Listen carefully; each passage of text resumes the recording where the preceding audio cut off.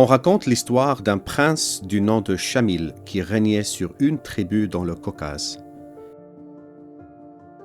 Cette histoire montre comment la justice et l'amour se rencontrent.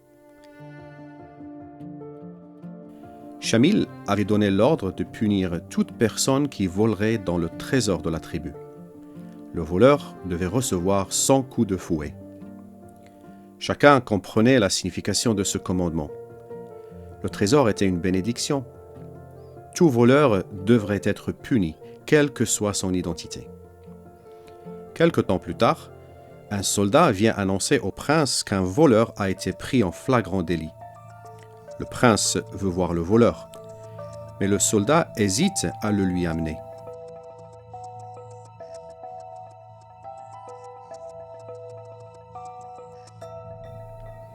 Quand le prince voit de qui il s'agit, il se fige sur place et son cœur devient lourd. C'est sa propre mère. Jamais elle ne pourra supporter 100 coups de fouet. Elle en mourra certainement. Sa mère ne peut pas le regarder dans les yeux, tellement elle a honte. Elle sait que sa faute est grave. Ses yeux sont rougis par des larmes de culpabilité et de regret.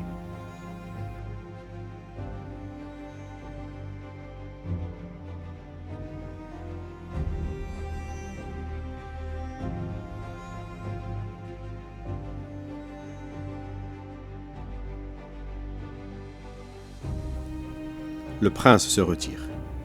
Et pendant toute la nuit, il réfléchit à ce qu'il doit faire. S'il ne permet pas que sa mère soit punie, il ne pourra plus régner. Sa justice sera remise en cause s'il ne respecte pas ses propres règles. Mais il aime tellement sa mère qu'il désire la sauver de la mort. Toute la nuit, il se demande encore et encore, qu'est-ce que je dois faire ?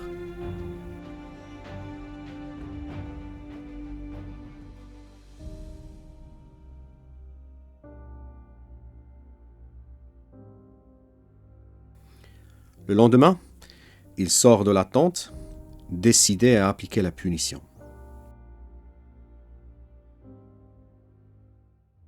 Les gens chuchotent déjà entre eux.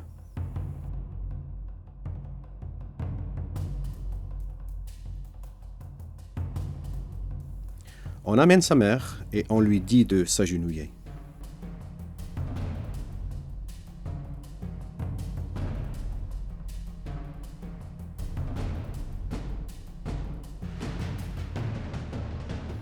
Les soldats n'arrivent pas à croire que le prince a choisi la punition.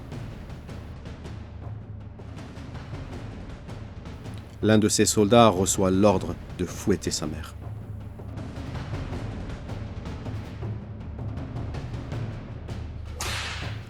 Au moment où le soldat commence à fouetter, le prince Shamil s'écrie « Arrête-toi !»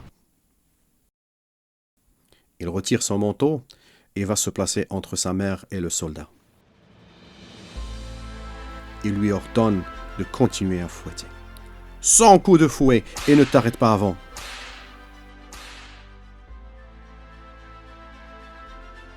Après avoir supporté les coups, il relève sa mère et la délivre de ses liens.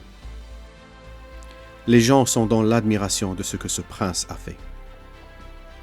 Il a réussi à sauver sa mère tout en respectant le commandement qu'il avait lui-même édicté. Cette histoire a un sens plus profond. C'est une image forte de l'amour et la justice de Dieu. Dieu nous a donné ses commandements parce qu'il voulait que nous ayons une bonne vie. Mais nous avons violé ses commandements. C'est pourquoi la souffrance, la peur et la mort existent aujourd'hui dans le monde. Pour nous délivrer de la culpabilité et de la honte, Dieu a renoncé à ses privilèges et il a supporté la punition que nous aurions dû subir. Il a subi les crachats et les moqueries à notre place. À travers son Messie, il nous a réconciliés avec lui-même. À travers le Messie, il nous a acquis la paix avec lui. Dieu a choisi ce chemin parce qu'il nous aime et parce qu'il est juste. Si tu acceptes de suivre ce Messie, tu n'as plus besoin d'avoir peur de la punition divine le jour du jugement dernier. Tu lui appartiendras. Par son Messie, Dieu veut te donner une vie nouvelle. Veux-tu accepter ce cadeau ?